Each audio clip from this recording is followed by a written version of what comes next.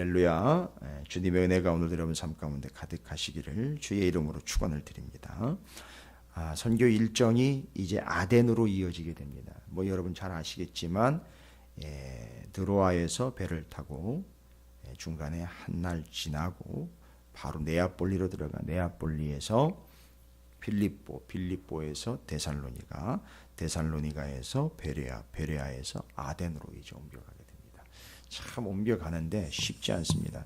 베레아의 사람들은 데살로니가 사람들보다 이런 면에서 저런 면에서 더 낫다라고 이야기하는 부분들은 말씀에 대한 부분이죠.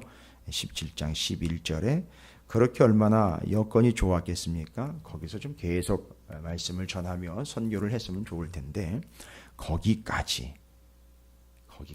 그 후미진 곳까지, 그리고 데살로니가와는 한 100여 킬로 이상 정도 차이가 떨어져 있는 거기까지 쫓아와가지고선 온 성을 또 소동을 해가지고 바울과 그 선교팀 일행을 참 어렵게 만들고, 이 모습을 보니까 바울이 그 사람들에 대해서 뭐라고 이렇게 저주성 폭언이나 내지는 단호함으로 그들을 잘라낼 때 그들을 비판하거나 그들을 욕하는 어조가 기록이 되고 있거나 담겨 있질 않아요. 가만히 보니까 바울이 그 모습이 자기 모습이었더라는 거죠. 그 모습이 자기 모습이었던 거죠. 무슨 얘기입니까? 끝까지 쫓아가가지고 예수 믿는 자들과 교회를 하여튼 박살을 내고 하여튼 다 씨를 말려버리겠다라는 게, 아니 그게 맞는 건 줄 알았어요. 자기는 그게 맞는 건 줄 알았고 그게 옳은 건 줄 알았어요. 그래가지고 예수 믿는 작자들과 예수 믿는 공동체라 불리는 교회를 하여튼 다 없애버리겠다라는 그 열심이 특심이 되어서 쫓아다니지 않았습니까? 아주 구석구석 쫓아다니면서 사람들 한 사람 한 사람 그 공동체 하나하나를 잡아서 넘어뜨리려고 자기가 그렇게 쫓아다녔었거든요. 그러고 보니까 이 바울이요, 입을 뻥끗 못하는 게 아니라 자기의 모습이 거기서 다 보이는 거죠. 이전의 자기의 모습. 여러분이 아덴에서도 자기의 예전 모습이 지금 보여요. 그래서 바울이 격분했다라는 표현이 나옵니다. 16절에. 단순히 그냥 짜증을 내거나 화를 냈다는 게 아니라 그 격분의 이유가 뭐냐면 그러다가 망하는 것이고 그게 본분이 아닌 것이고 그게 본질이 아닌 것인데 라는 자기의 모습이 거기서 보여지고 비춰지니까 거기에 이제 격분을 하는 겁니다. 격분했다는 게 단순히 짜증을 내고 화를 냈다라는 말로 이야기하시면 안 되고 아주 심각하게 받아들였다라는 이야기로 이해를 하시면 됩니다. 근데 어쨌든 거기까지 쫓아와 15절에 바울을 인도하는 사람들이 그를 데리고 아덴까지 이르러 그에게 실라와 디모데를 자기에게로 속히 오게 하라는 명령을 받고 떠나니라. 그러니까 실라와 디모데는 베레아에 남겨놓고 워낙에 급한 일정이고 또 직접 바울이 혼자 갈 수 없으니까 아덴에까지, 아덴 거기까지 베레아에 있는 형제들이 직접 데리고 왔어요. 바울을. 그리고 바울이 그 아덴에 와서 베레아로 돌아가는 베레아 출신 형제들에게 가서 바울과 실라와 디모데를 속히 좀 보내달라라고 부탁까지 이루고 있습니다. 자, 이러면서 우리가 놓아서는 안 되는 게 뭐냐면 바울은 지금 선교 일정으로 자기도 계획한 바가 아니에요. 자기도 계획하거나 자기도 준비해가지고 다음엔 어디로 가야 되고 어디로 가야 되고 어디로 가야 된다라는 그런 계획이 하나도 먹혀 들어가지 않습니다. 어떻게 보면 바울이 그런 계획을 하나도 짜지 않았다라고 볼 수 있어요. 지금 어느 곳 한 군데 한 곳 한 곳이 자기와 선교팀이 모여가지고 저녁에 결산을 하고 이제 다음엔 어디로 갈까, 그 다음 지역은 어딜까 하나님께 좀 물어보자. 내지는 어떻게 좀 다음에 유력한 그 후보지가 어딘지 우리가 좀 논의를 해보자 이렇게 아주 모여서 계획을 다시 수정을 하거나 어느 지역에 지금 우리가 빨리 가서 더 먼저 복음을 전해야 할 것인가를 선교 전략 회의를 하거나 모여서 제비를 뽑아서 다음 기착지를 선택을 했던 게 아닙니다. 어느 곳 한 군데도 자신들이 계획하거나 생각한 대로 지금 하나로 되는 게 아무것도 없어요. 전부 다 하나님의 인도하심과 전부 다 하나님의 몰아가심과 전부 다 하나님의 자극하심과 하나님의 격려, 그게 지금 2차 선교의 일정에서 우리가 눈여겨봐야 되는 일정의 특징입니다. 어느 것 하나 그들의 계획과 생각대로 되는 게 아무것도 없습니다. 우리는 이걸 안 믿는 사람들이나 건성으로 예수를 믿는 사람들의 이야기를 들어보면 정말 내 마음대로 되는 거 하나도 없네, 짜증나네, 내지는 해서 뭐해, 이럴 거예요. 그러나 깊이 보시고 본질적으로 보십시오. 내가 하는 게 아니고 하나님이 하고 계신다라는 사실을 바울은 알고 믿고 있기 때문에 절대 왜 내가 여기 와야 되고 왜 이런 일을 겪어야 되는지에 대한 질문이 없어요. 모든 것이 다 하나님이 하시는 일이기 때문에 여기서는 또 그 다음에는 이 일은 내가 왜 이렇게 와야 되고 겪어야 되는지를 따지는 게 아니라, 그렇다면 여기서는 또 누구를 만날 것이고 여기서는 또 어떤 하나님의 뜻이 이루어질 것인지를 묵묵히 바라보며 기다리며 기대를 한다는 것이죠. 우리가 이해하지 못할 만큼의 상당한 수준이라는 것을 우리는 알 수 있습니다.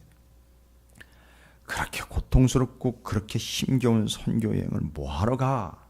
할 수도 있겠지만 바울은 지금 속속들이 간섭하며 개입하고 계시는 하나님의 역사를 계속해서 경험을 하며 인정하고 있습니다. 그래서 묻지도 따지지도 궁금해 여기지도 않고 그냥 다 맡겨버리고 있다라는 사실을 본문을 통해서 여러분이 좀 확인하시기 바랍니다. 마치 물이 흘러가는 거기에 튜브를 타거나 배를 타고 노조차 들지도 않고 그냥 그 흐름을 따라가고 있는 것과 같은 그런 모양새입니다. 이쪽에서 치면 반대편으로, 반대편에서 또 치면 또 반대편으로, 물결이 빠르면 빠른 속도로 가다가 무언가에 걸려지게 되면 또 걸려있는 채로, 그러다가 풀려나면 또 다시 흘러가며, 이 모든 것들이 다 하나님의 전적인 주관과 손 안에서 이루어지고 있고 그것에 내어 맡기고 있는 이 선교팀 일행의 모습을 눈여겨보시기 바랍니다. 그런데 바울이 좀 아쉬운 것은 이렇게 흐름으로 타고 가다가 뒤를 돌아보면 지금도 마음에 걸리는 곳이 있으니 바로 거기가 데살로니가입니다. 데살로니가에서는 3주밖에 복음을 전하지 못하여 그들을 세우는 일에 3주를 딱 3주 정도밖에 소요하지 못하고 부랴부랴 도망 나와야 되는 참 아쉽고 너무나 마음 가운데 저린 상황이 발생이 됐었죠. 그런데 가는 곳마다 그 데살로니가에서의 그 정치꾼 종교 지도자들이 쫓아와 가지고선 이 극성을 피우는 걸 보니까 자기가 고통을 당하는 게 힘들고 자기가 너무너무 어려운 게 아니라, 야, 지금 남겨놓은 데살로니가 교회의 성도들, 그 형제들, 지체들이 바로 이 부류의 인간들에게 얼마나 극심한 고통을 받게 될까, 얼마나 지금도 여전히 그들에게 그 예수 믿는 것 때문에 교회와 성도들이 핍박을 받고 있을까. 특히 떠오르는 사람은 야손, 얼마나 추궁을 받으며 얼마나 왕따를 당하며 얼마나 고통을 당하고 있을까. 바울과 짝했다라는 이유로, 바울을 맞이했다라는 이유로, 바울을 받아들였다는 이유, 바울을 대신 바울을 숨겨주었다라는 이유로, 바울을 풀어줬다라는 이유로 얼마나 고통을 당하고 있을까를 생각하니까 기도가 절로 나오는 것이죠. 그러면서 아덴에 도착을 합니다. 베레아에서도 견딜 수 없어 아덴에까지 베레아의 성도들이 직접 옮겨줍니다. 아덴에 와보니 상황은 상당히 심각했습니다. 바울이 아덴에서 그들을 기다리다가 그 성에 우상이 가득한 것을 보고 마음에 격분하여, 여러분 여기 우상이 가득했다라는 이야기, 아덴에 우상이 가득했다라는 이야기 맞습니다. 여기 아덴 상당히 유명한 동네예요. 신전도 큰 게 있고 우상 숭배라는 게 다른 게 있습니까? 이 사람들이 지금 믿고 있는 바 바로 그 신화에 나오는 그 신들 이야기, 그 이전에 지나온 지역들에는 뭐 아폴로, 그 아폴로 신전, 아폴로 산, 거기에 있는 제우스, 그리고 여러 신들을 하나씩 하나씩 다 섬겼던 그 그리스 문화 자체가, 헬라 문화 자체가 또 그렇게 신들을 중심으로 철학이 발달이 되고 있는 문제.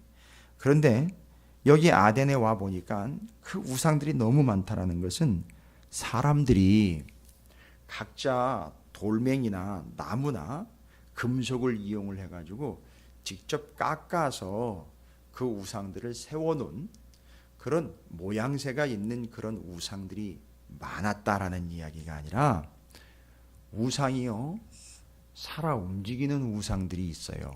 살아 움직이는 우상들이요. 그게 바로 뭐냐? 바로 이 아덴에 있는 사람들의 특징을 보십시오. 다 자기가 잘났어요.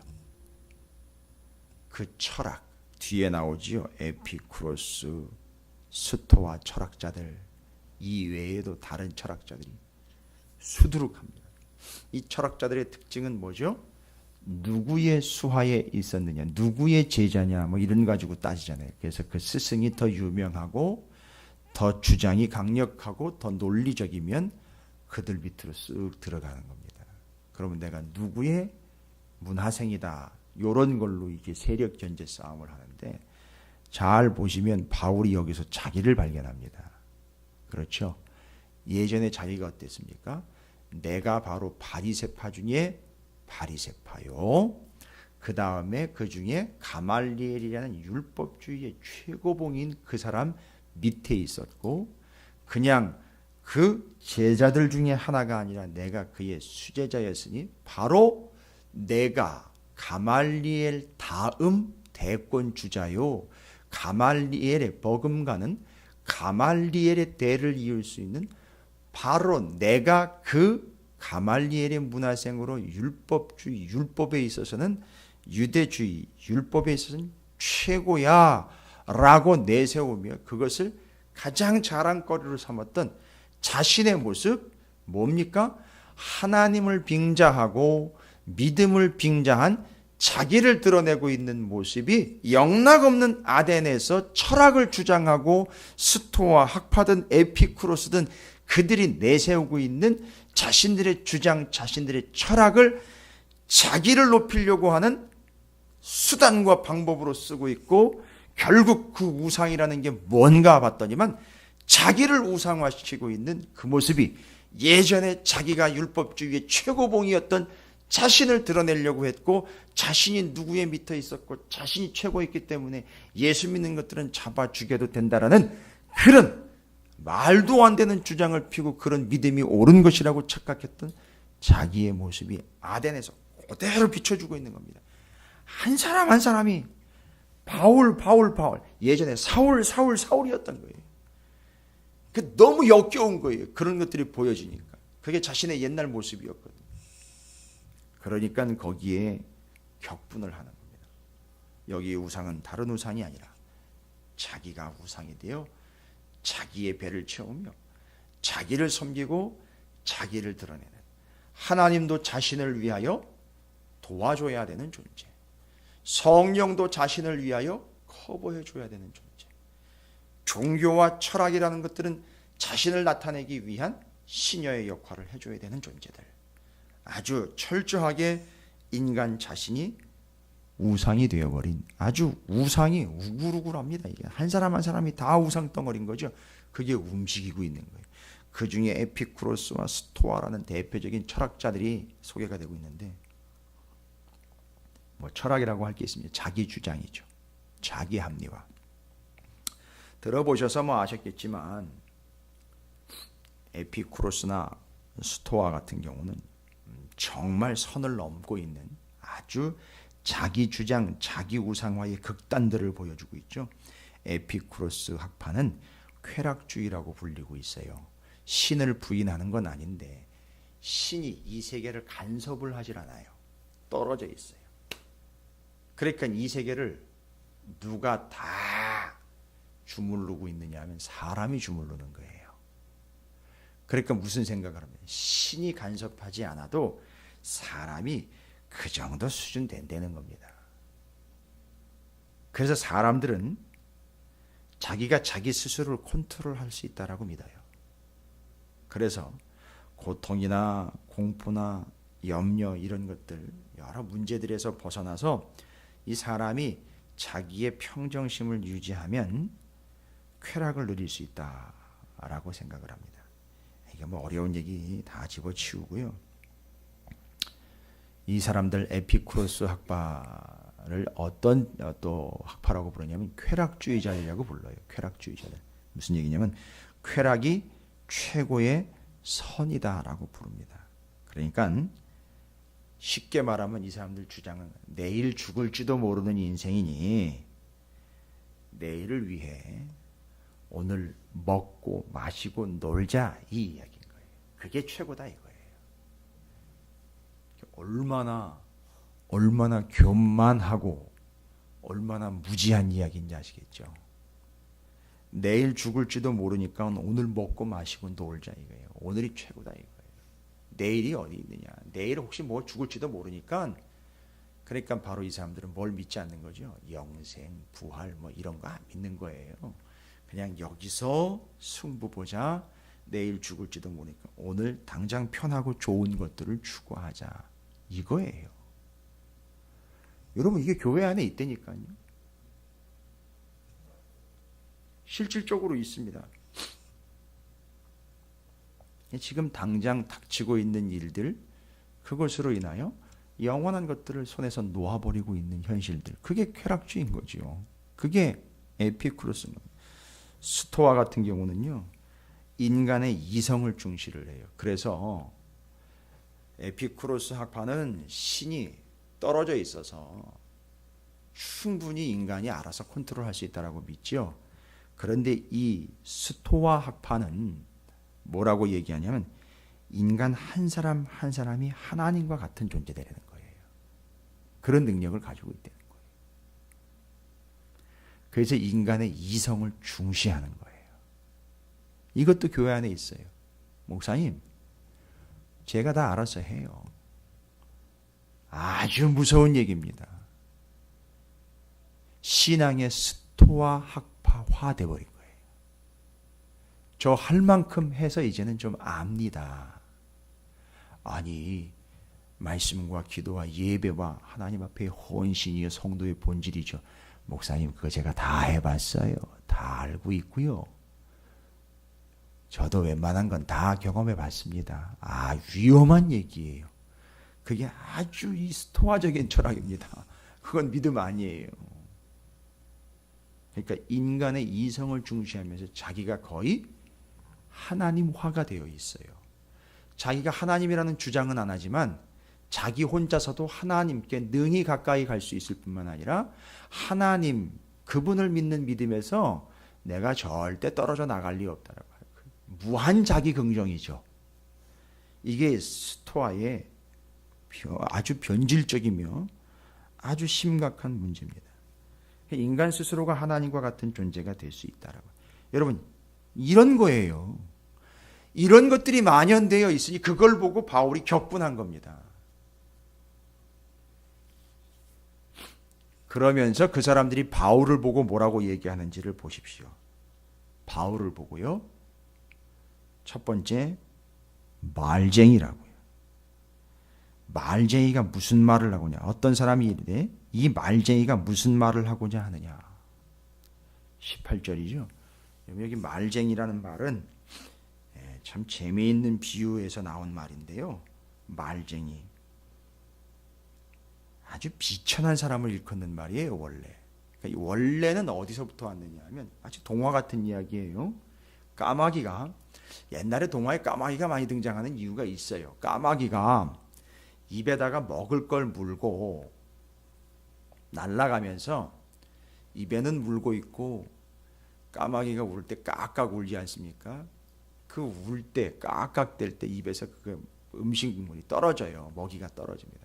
입에는 물고 있고 깍깍거리고 그리고 깍깍거리는 바람에 이게 이 물고 있는 게 떨어집니다. 마치 그런 모습이라는 거예요. 말쟁이라는 말은 그런 모습. 부식 마차에서 덜커럭덜커럭 거리면서 부식 싣고 가다가 부식이 막 떨어지면 그걸 이렇게 주워가는 것처럼 그런 쓸데없는 것들을 함부로 짓거리고 있구나, 쏟아내고 있구나라는 걸 말쟁이라는 표현에 담아낸 거예요. 그러니까 바울과 선교팀 일행이 복음 전하는 걸 보고 말쟁이라고 아주 극단적으로 폄하를 한 거예요. 완전 무시한 거죠. 이건 복음을 무시한 거예요. 그 내용을 마치 쓰레기 취급을 한 겁니다. 뭐 새로운 거 아니구만, 그건 뭐 이상한 거구만, 자기 주장이로구만, 짓거림이구만 이라고 이야기를 해버리는 거예요. 여러분, 교회에도 있어요. 목사님, 그건 목사님 얘기입니다. 그건 성경 얘기예요. 아무리 떠들어보세요. 내가 말씀대로 사나. 예, 맞아요. 그걸 강단에서 선포되는 말씀과 강단의 선포자를 뭐라고 비하하는 거나 똑같은 겁니까? 말쟁이라고 비하하는 거나 똑같은 거예요. 그 다음에 뭐라고 이야기합니까? 이방 신들을 전하는 사람이다. 이상하다. 바울이 예수님 한 분만을 전했을 텐데 어떻게 신들이라는 얘기를 하고 있을까? 봤더니만 바로 이거예요. 바울이 전한 건 뭡니까? 예수와 그 예수의 부활을 전한 거예요. 그런데 이 무식한 인간들이요. 그렇죠. 처음 들어봤으니까 모르겠죠.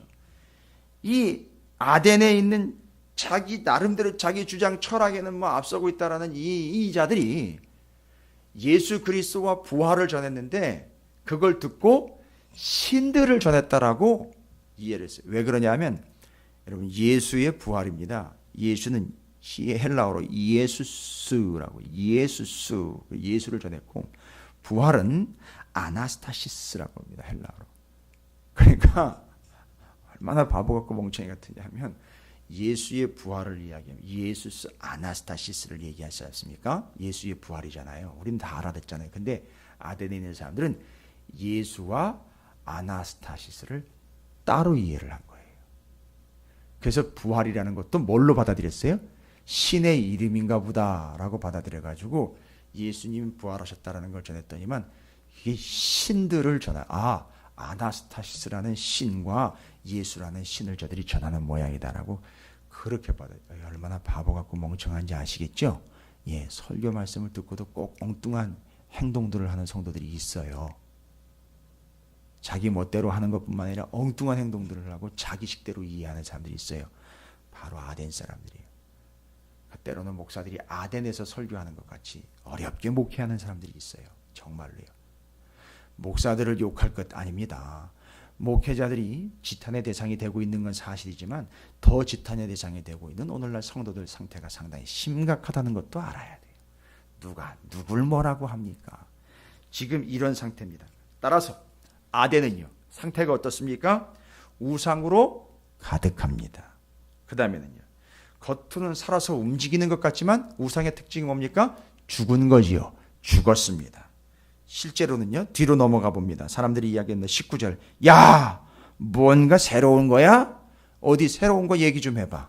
내가 지금 최고라고 믿고 있는 옛날 것을 깰 수 있는 새 거 한번 와봐.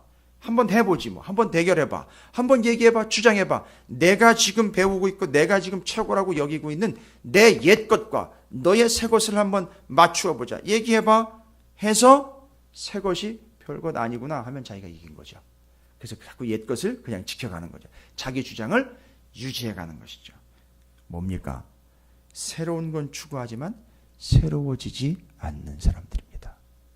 아주 명확하게 제가 정리를 합니다. 아덴의 특징이 뭡니까? 뒤로도 아직 남아 있습니다만, 우상, 자기들이 우상돼가지고 우상이 우글우글하죠? 알고 봤더니 그 사람 자신이 우상이죠? 우상의 특징은 뭡니까? 죽었다라는 게 특징이죠? 바로 그 사람들 다 어떤 사람들입니까? 죽은 자들입니다. 그리고요, 늘 새로운 것, 뭔가 새로운 것 왔어? 바울이 들어오니까 뭐에 새로운 거야? 새로운 주장이야 라고 이야기하지만 새로운 것은 추구하지만 절대 새로워지지 않는다라는 거예요. 여러분, 답이 뭘까요? 이거 어떻게 해야 될까요? 이것 때문에 바울이 격분을 했던 겁니다. 답답하게 여겼던 거고 너무너무 걱정스러웠고 너무너무나 마음이 어려웠던 거죠. 자, 그러면 이거 어떻게 해결해야 될까요? 우상으로 자기가 우상이 되어 있고 자기 것이 우상이 되어 있고 삶이 우상이 되어 있고 실상은 본인이 죽은 자의 삶입니다. 알고 봤더니요. 우상의 특징이 뭐였을까요? 자기를 위하여 새긴 우상이라고 분명히 나와 있어요. 우상을 위하여 우상을 만드는 게 아니라 우상 숭배자들과 우상을 만드는 자들의 특징이 뭡니까? 자기를 위하여 우상을 만든다는 거죠. 그러니까 결국 자기가 우상된다는 거죠. 그러니까 그 우상의 특징은 뭐죠? 죽었다라는 거죠. 그가 자신이 죽은 거예요. 그 다음에는요. 늘 새로운 걸 원하지만 자신은 새로워지지 않습니다. 아덴의 특징이며 오늘날 많은 교회와 성도들의 심각한 병입니다. 어떻게 해결해야 될까요? 답은 뭡니까? 18절 거기 나와 있어요. 예수와 부활 외에는 답이 없어요. 왜일까요? 예수가 부활이 생명이기 때문에 그렇습니다. 살려야 되기 때문에 다른 방법이 없습니다. 따라서 아덴에서도 바울은 무엇을 전하느냐? 예수 그리스도와 그의 부활을 전하는 것 외에는 방법이 없었다는 겁니다. 그럼 오늘날 교회는요? 다른 방법이 없어요. 예수 그리스도, 오직 예수와 그의 죽으심과 십자가와 부활, 이것 이야기하는 것 외에는 우상 숭배를 무너뜨려 죽은 자를 살려낼 뿐만 아니라 그들을 새롭게 하는 방법은 예수 그리스도와 십자가와 부활을 전하는 것 외에는 방법이 없다는 겁니다. 여러분 이것은 기억하시고 암기하시고 원칙으로 그냥 새겨놓고 박아놓으십시오. 아덴에서의 유일한 방법은 뭡니까? 그들과 아무리 변론하고 논쟁해가지고 그들을 설득한다고 되는 일이 아니라 그들에게 예수 그리스도와 십자가와 부활을 전하는 것 외에는 방법이 없습니다. 오늘날 교회 종교개혁 500주년을 맞고 있는 성도들과 교회에도 오늘날 자신이 이미 우상이 되어버렸고 이미 죽어버렸고 이미 새로워지지 않고 있는 교회 개혁의 대상이 되고 있다라고 개혁해야 된다고 매일 개혁 얘기는 하지만 정말 개혁과 살려야 될 거 우상을 회파하기 위해서는 한 가지 방법밖에 없습니다. 예수 그리스도와 그의 십자가 부활을 전하는 것 외에는 방법이 없습니다. 그게 방법이고 그게 생명이기 때문에 그렇습니다. 이건 잊지 마십시오.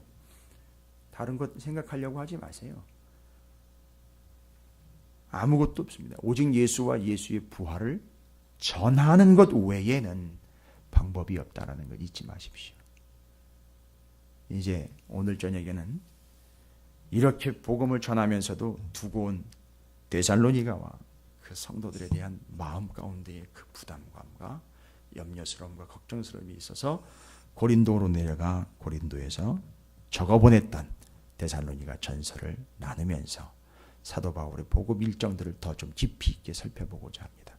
예수 그리스도의 부활과 그 십자가, 예수밖에는 답이 없습니다.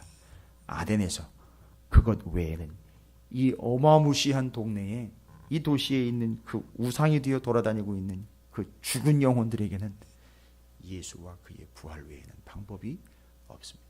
지금 저 밖에도 안에도 그렇고 어디든지 예수 그리스도와 그의 십자가와 부활을 전하는 것 외에는 다른 방법이 없습니다. 잊지 마십시오. 우리는 그것을 전하는 자가 되어야 한다라는 사실입니다. 논리로 무장하려고 하지 마십시오. 지식체계로 무장하려고 하지 마십시오. 성경의 많은 지식으로 무장하려고 하지 마십시오. 결론은 예수 그리스도와 십자가와 죽음과 부활 외에는 살려낼 방법이 없습니다. 제가 가끔 보고 있는 저희 집 들어가는 입구에도 그것이 있습니다만 이 심세동기 있죠. 갑작스럽게 이게 멎어버리면 살려야 되는 그 기계가 있습니다. 복음은 그겁니다. 죽은 자를 살릴 수 있는 유일한 당장 지금 반드시 필요한 건 예수 그리스도와 그의 십자가와 부활이라는 사실.